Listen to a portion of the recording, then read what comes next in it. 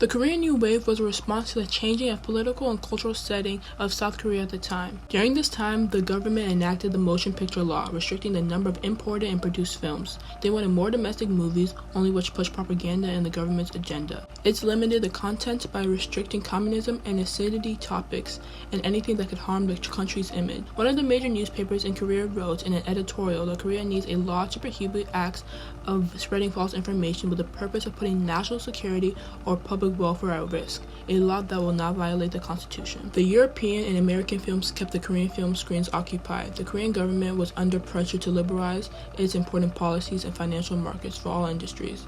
The film industry had depended upon the quota system to gain screen time for its product and to make sure that a certain amount of revenue was produced.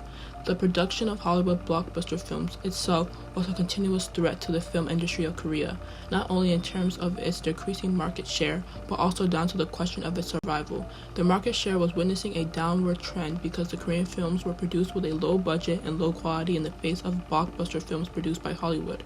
As a result, the market share had dropped to as low as 15% in the 1980s. However, soon after that, the transformation of the Korean film industry started, and Korean cinema earned recognition as a commercial cinema outside the country. Filmmakers like Kang Jae-gui began to look at Western style of film productions and notice how they use violence and sexual scenes, which are not typical in Korean culture. Kang Jae-gui went on to make the movie Shiri. Shiri was South Korea's first action movie, which was based in South Korea after World War II and depicted the separation between North and South Korea.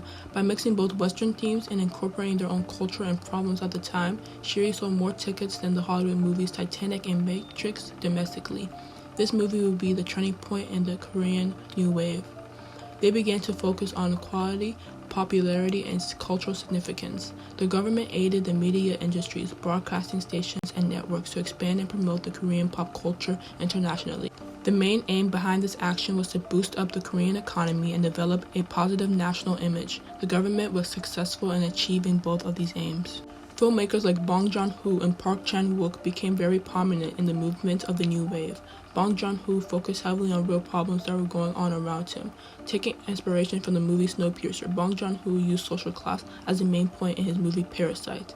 In Parasite, it was a staircase that represented the classes, while Snowpiercer, it was the different ends of the train.